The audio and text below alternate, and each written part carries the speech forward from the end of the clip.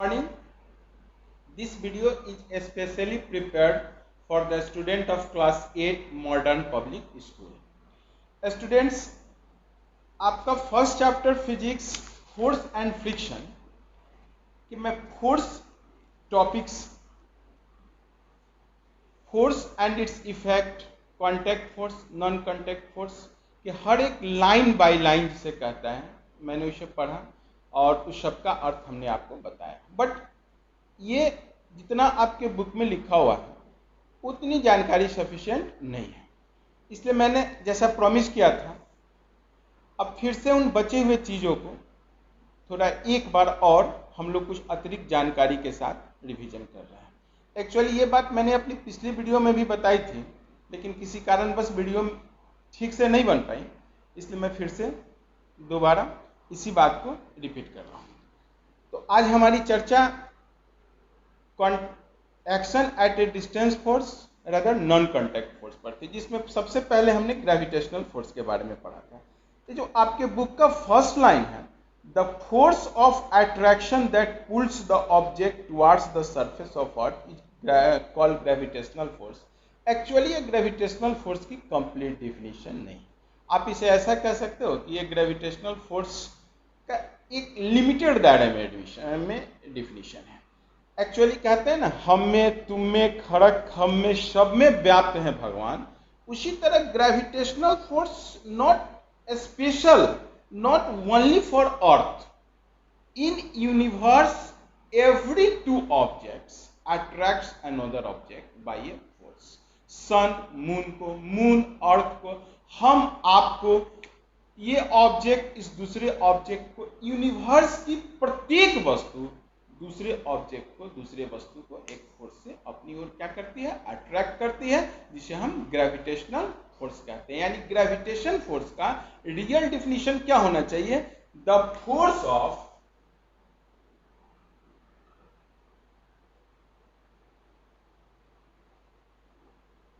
Gravitational force. Simple way में gravitation भी कहते हैं, आप लोग हिंदी वाले लोग जानते हैं, गुरुत्व आकर्षण बल। नाम में ही स्पष्ट है, it is a force of attraction, it is always attractive in nature.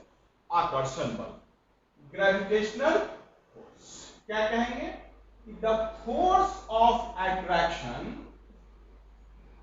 The force of attraction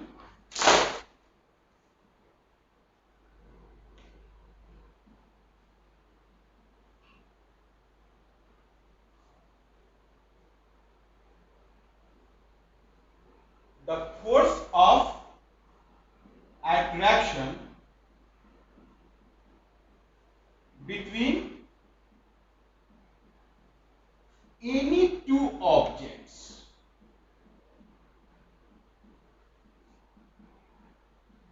in this universe is called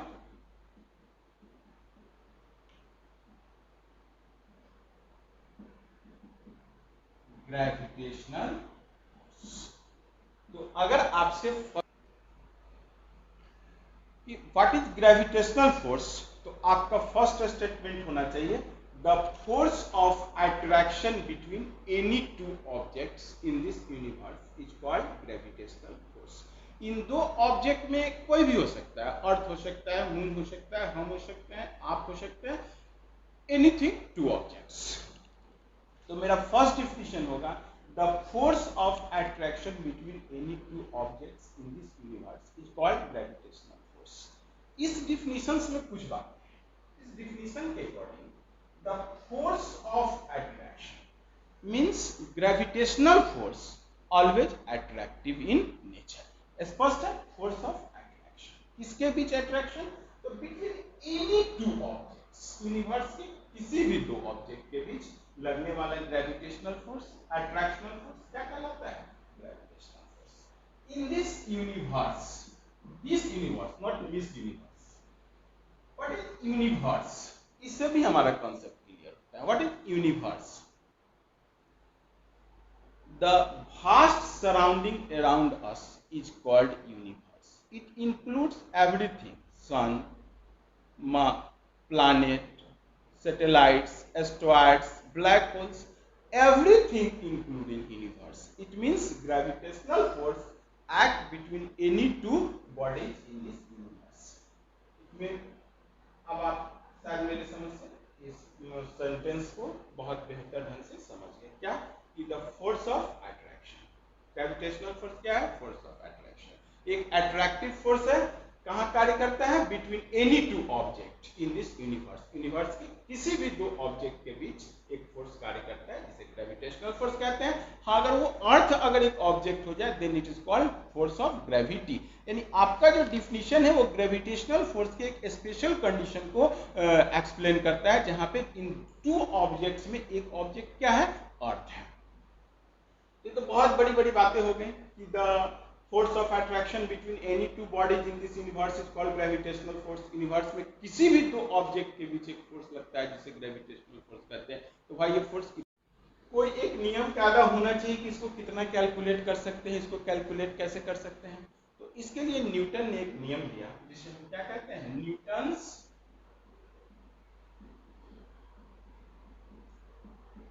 law of gravitation. इसके बारे में आप 9th क्लास में और एक्सप्लेन करेंगे बेहतर ढंग से। वैसे भी हम आपके बुक के हर एक लाइन को पढ़ के और बेहतर ढंग से समझा दिए, इसलिए अब हम लोग थोड़ा आगे पढ़ सकते हैं।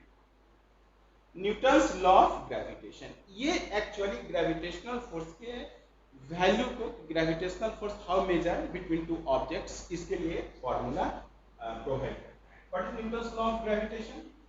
इन universe, what is universe? The vast surrounding around us is called universe. Universe includes everything. In universe, every object attracts. इसको आप ऐसे भी कह सकते हैं, in universe every object attracts another object by a force which is directly proportional to product of mass and inversely proportional to a square of distance between them. तो हमने इसको यहाँ लिख चुके हैं the force of attraction between any two objects. इसे direct लिखते हैं the attractive force between any two objects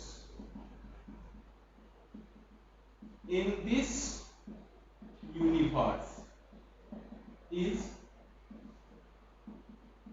directly proportional to product of their masses and inversely proportional to a square of the distance between them. They act मतलब act करना, क्रियाशील होना। They act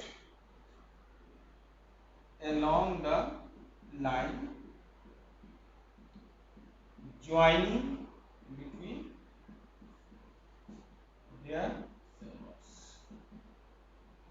अब इसको पढ़ के घबराइएगा नहीं, क्या क्या सर लिख दिए, डायरेक्टली प्रोपोर्शनल, इनवर्सली प्रोपोर्शनल वगैरह वगैरह, बहुत बेहतर ढंग से समझ जाएंगे। अभी तक आपने सिर्फ ये समझा ग्रेविटेशनल फोर्स क्या है। ग्रेविटेशनल फोर्स कि यूनिवर्स के किसी भी दो ऑब्जेक्ट के बीच लगने वाला है फोर्स ऑफ अट्रैक्शन, क्या कहलाता है? Gravitational force. The force of attraction between any two bodies in this universe is called gravitational force.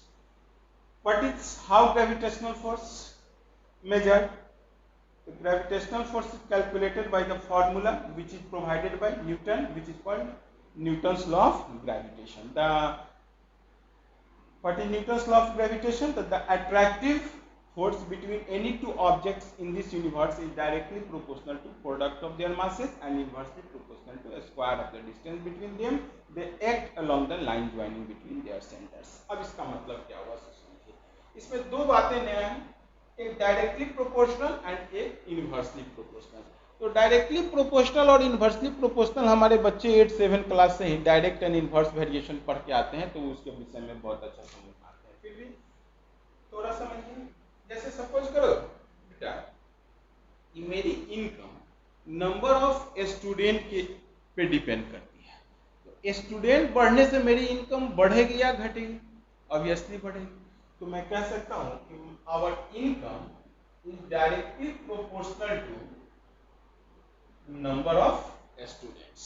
इसका मतलब डायरेक्टली प्रोपोर्शनल हुआ, यानी दो क्वांटिटी एक दूसरे पर इस तरह से डिपेंड हो कि एक के इंक्रीज करने से दूसरा भी इंक्रीज करे और एक के डिक्रीज करने से दूसरे में भी डिक्रीज हो, तो हम कहते हैं कि वो दोनों कैसे हैं? डायरेक्टली प्रोपोर्शनल है, डायरेक्ट प्रोपोर्शनल रिलेशन मेंटेन करते हैं। बट ऐसा हो कि एक के बढ़ने से दूसरा घट रहा हो, then it is called inversely proportional. तो इनवर्सली प्रोपोर्शनल, जैसे सपोज करो कि ए के बढ़ने से बी भी बढ़ रहा हो, तो हम कहेंगे A directly proportional B. But B के बढ़ने से ए घट रहा हो, तो इसे हम क्या कहेंगे? Inversely proportional. इसे लिखते हैं, साइन तो ही रहेगा डायरेक्टली प्रोपोर्शनल, लेकिन लिखेंगे कैसे? 1/b। तो यहाँ ये बता रहा है कि कोई भी दो ऑब्जेक्ट जो है इनके बीच जो ग्रेविटेशनल फोर्स लगता है ये डायरेक्टली प्रोपोर्शनल होगा प्रोडक्ट ऑफ देयर मासेस के। देखो इसमें एक बहुत बड़ा क्लू छुपा हुआ है। इसका मतलब है कि ग्रेविटेशनल फोर्स क्या है? अट्रैक्टिव फोर्स है। और what is the reason of gravitational force? Gravitational force क्यों वर्क करता है? तो masses are responsible for gravitational force between two objects। किसी भी दो ऑब्जेक्ट के बीच जो ग्रेविटेशनल फोर्स एक्ट करता है वो उसके मास के कारण एक्ट करता है। और यही कारण है बेटा कि अगर स्मॉलर ऑब्जेक्ट्स हो तो उनके बीच ग्रेविटेशनल फोर्स दिखाई नहीं पड़ता है, अपीयर नहीं होता है। बट अगर मासिव ऑब्जेक्ट हो, जैसे सन हो, मून हो, तो वहां पे ग्रेविटेशनल फोर्स क्या होता है? एक्ट करता हुआ अपीयर होता है। इसका एविडेंस देता है। ठीक है, तो ये जो है gravitational force directly proportional to product of their masses, यानी जितना मास बढ़ता जाएगा ग्रेविटेशनल फोर्स का वैल्यू भी क्या होगा? बढ़ता जाएगा। ठीक है, इसलिए स्मॉलर मास के बीच ग्रेविटेशनल फोर्स नेग्लिजिबल होता है, बट अगर मासिव ऑब्जेक्ट हो तो उनके बीच ग्रेविटेशनल फोर्स नेग्लिजिबल नहीं होता है। ये मून के ग्रेविटेशनल अट्रैक्शन का इफेक्ट है कि ओशियंस का वाटर जो है वो काफी तेजी से ऊपर की ओर उठ जाता है। इसको हम लोग टाइडल इफेक्ट कहते हैं। तो टाइडल इफेक्ट मतलब पृथ्वी पर अवस्थित समुद्र के पानी का ऊपर उठ जाना मून के ग्रेविटेशनल अट्रैक्शन के कारण पॉसिबल होता है। तो वहाँ ग्रेविटेशनल अट्रैक्शनल फोर्स बहुत बड़ा फोर्स है, लेकिन हमारे और आपके बीच ग्रेविटेशनल फोर्स बहुत छोटा है। क्यों? तो हम लोग क्या है, मतलब कम मास के हैं। तो ये कहता है कि directly proportional to product of their masses. Mass जितना ज्यादा होगा ग्रेविटेशनल फोर्स क्या होगा? उतना ज्यादा होगा। ठीक है, और दूसरा है, ये सब एक बार आप समझते हैं। अगर आपको मैं बता दूं, आप आगे क्लासेस में पढ़ोगे gravitational force, electrostatic force, magnetic force सब एक ही जैसा है। एक आप पढ़ो, उसी के अकॉर्डिंग सब आपके होते जाएंगे।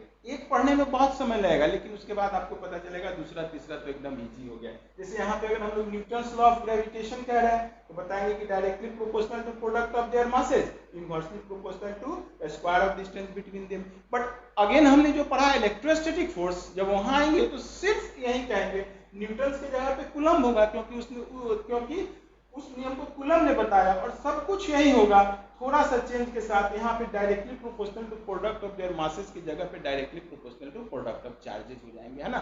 अगर आप मैग्नेटिक फोर्स में जाएंगे तो वहां पे directly proportional to product of pole strength हो जाएगा। तो इसलिए ये नहीं समझना है कि बहुत बड़ा है, ये समझो कि अगर एक चीज पढ़ रहे हैं तो आप 3 ऑटोमेटिक पढ़ रहे हैं, वायरस के जैसे। एक पढ़ेंगे तीसरे तक आपकी बातें पहुंच जाएगी। इसलिए एक इस पर थोड़ा फोकस करो, ये बहुत भारी नहीं है। अदरवाइज आपके सिलेबस के लिए तो मैं हर एक लाइन को आपके बुक को पढ़ के बता सकता हूं। तो आइए, the attractive force act between any two object in this universe is directly proportional to product of their masses and inversely proportional to square of the distance between them. Inverse square rule क्यों? क्योंकि कभी भी दो object के बीच लगने वाला force क्या होता है? Inversely proportional to square of distance between them. या हर जगह दो चार्ज के बीच लगने वाला फोर्स भी F प्रोपोर्शनल 1/r² ही फॉलो करता है। टू ऑब्जेक्ट्स हो, उनके मास के बीच लगने वाला फोर्स वो भी F प्रोपोर्शनल 1/r² ही फॉलो करता है। अगर मैग्नेटिक फोर्स हो वहां भी F प्रोपोर्शनल 1/r स्क्वायर होता है। तो इसलिए एक समझने से आप तीन चीज समझ रहे हैं, इस बात को याद रखेंगे। इसलिए अगर इसमें समय लग रहा है तो कोई दिक्कत नहीं, आप इसको समझने का प्रयास करें। तो क्या कहेंगे कि जो दो ऑब्जेक्ट हैं इनके बीच लगने वाला फोर्स डायरेक्टली प्रोपोर्शनल होगा मास के। मेरा मास ज्यादा है तो gravitational force with respect to you कुछ ज्यादा ही होगा। And inversely proportional to square of the distance between them, they act along the line joining between their centers। इसका क्या मतलब है आपको मैं और देता हूं। एक बार फिर से, अभी तक हमने यही समझा कि इन universe every object attracts another object by a force called gravitational force। What is the formula for gravitational force? How gravitational force is measured? For this, Newton's provided law, which is called Newton's law of gravitation। According to Newton's law of gravitation, the gravitational force directly proportional to product of their masses, inversely proportional to square of distance between them। इसके अलावा इतने बातें से अभी हम लोग दो तीन और कंक्लूजन समझे। क्या कि ग्रेविटेशनल फोर्स क्या है? ऑलवेज अट्रैक्टिव इन नेचर, जो इसे और फोर्स से अलग करता है। हम इलेक्ट्रोस्टैटिक फोर्स पढ़ेंगे, मैग्नेटिक फोर्स पढ़ेंगे, तो सब देखेंगे कि इलेक्ट्रोस्टैटिक फोर्स में भी अट्रैक्टिव और रिपल्सिव, मैग्नेटिक फोर्स में भी अट्रैक्टिव और repulsive, but gravitational force always attractive in nature. It's main point, first point. And second, why gravitational force? Due to mass. masses are responsible for gravitational force between two objects। how gravitational force depend? तो gravitational force directly proportional to product of their masses, but inversely proportional to square of distance between them. जितना massive object होगा force ज्यादा होगा, but distance separation बढ़ता जाएगा, force क्या होगा? घटता जाएगा।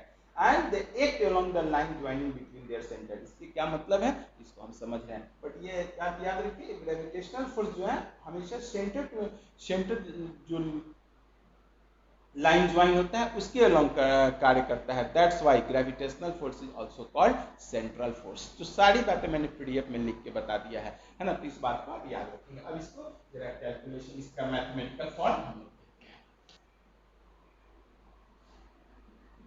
A and B having masses m1 and m2 are separated at a distance r।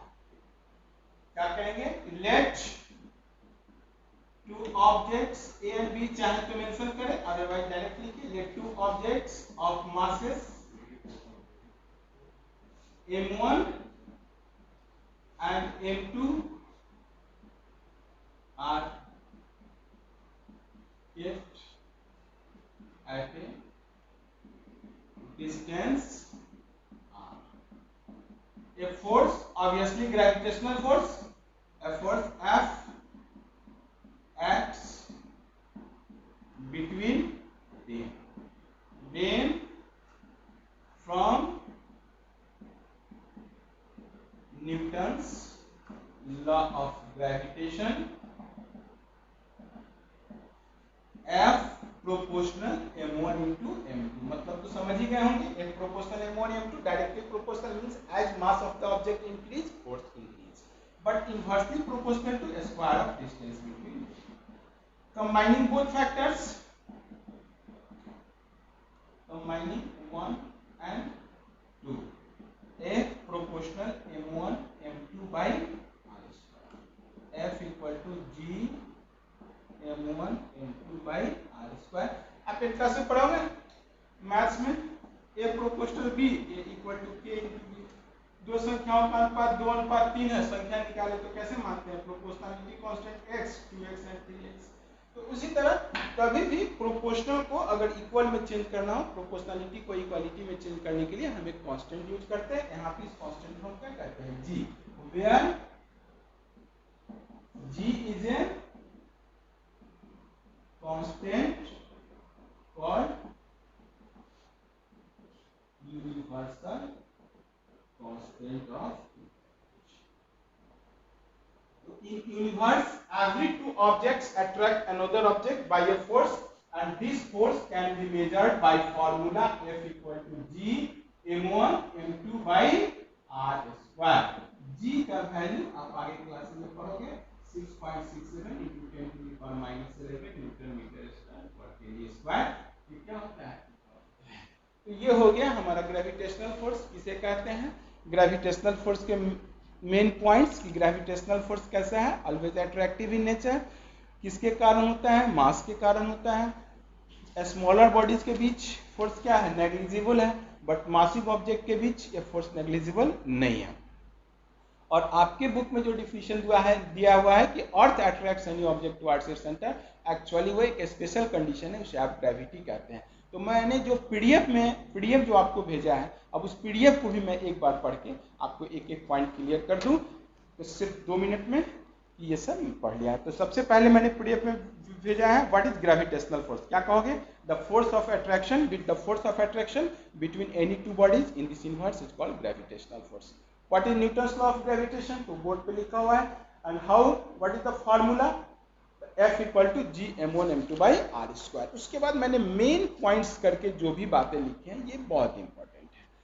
First point है the force of attraction between the earth and any other body is called force of gravity. तो actually आपका जो definition है अर्थ attracts any object, वो gravitational force का एक special condition है।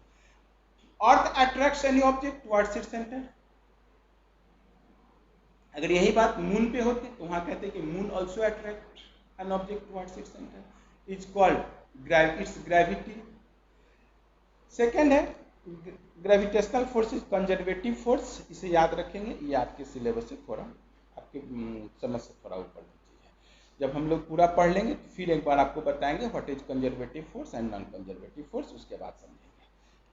Gravitational force is a central force. Why central force बेटा? क्योंकि because it acts along the line joining between their centres. और यही बात हमने वो थर्ड पॉइंट में लिखा था न्यूटन्स लॉ ऑफ ग्रेविटेशन में कि it is a central force. Why? Because it acts along the line joining between center of interacting bodies. Gravitational force is negligible कब? In case of lighter bodies, light bodies, but becomes appreciable in case of massive body. बोले ना कि हमारे आपके बीच, हम लोग यहाँ 2 friends बैठे हैं, मैं हूँ, कुंदन सर है, कुंदन सर और हम लोग। Even gravitational force also act here between Baiju Mishra sir and Kundan sir, but can not attract, I can not attract Kundan sir by gravitational force. Other force में भी पॉसिबल है ना, by which I can attract Kundan sir, but due to gravitational attraction it is not possible. लेकिन यही example हमने बताया कि moon, अब मून का ग्रेविटेशनल फोर्स इतना अधिक अट्रैक्टिव हो जाता है कि वो धरती के ओशियंस के जो वाटर है उसको अपनी ओर अट्रैक्ट कर लेता है, which is the cause of tidal effect. तो यही है कि ग्रेविटेशनल फोर्स मासिव बॉडी के लिए अप्रिसिएबल है, बट लाइटर बॉडीज के लिए नेग्लिजिबल है। और मेरा सबसे मेन आज का टॉपिक यही रहा कि gravitational force is always attractive in nature. ये हमेशा अट्रैक्टिव है, सबको प्यार सिखाता है, ठीक है, ये नफरत नहीं सिखाता है, ये किसी को दूर भगाने की पॉलिटिक्स नहीं करता है। ये इलेक्ट्रॉन प्रोटॉन हो, जो निगेटिव पॉजिटिव हो, उनके बीच भी ये पॉजिटिव लगता है ना। तो किसी भी धर्म मजहब के बीच बैर नहीं सिखाना, ये हमारे ग्रेविटेशनल अट्रैक्शन का काम है। हमें ग्रेविटेशनल फोर्स से ये लेसन लेनी चाहिए, ऑलवेज अट्रैक्टिव इन नेचर, हमेशा दूसरे को अट्रैक्ट करो। इसी के साथ खत्म हो रहा है। अब हम इलेक्ट्रोस्टैटिक फोर्स के बारे में कुछ विशेष नहीं बताएंगे। अगर आपको इलेक्ट्रोस्टैटिक फोर्स पढ़ना है तो मेरा 10th क्लास का फर्स्ट शुरू 6 लेक्चर्स जो दिए हुए हैं आपके एमपीएस बुक में ये वेबसाइट पर है, उसको पढ़ लेंगे। अगला सेशन मेरा मैग्नेटिक फोर्स का होगा, जिसमें आपको हर एक लाइन बाय लाइन जैसे मैं पढ़ाता हूँ बुक पे, उस तरह मैग्नेटिक फोर्स पढ़ाऊंगा। That's all.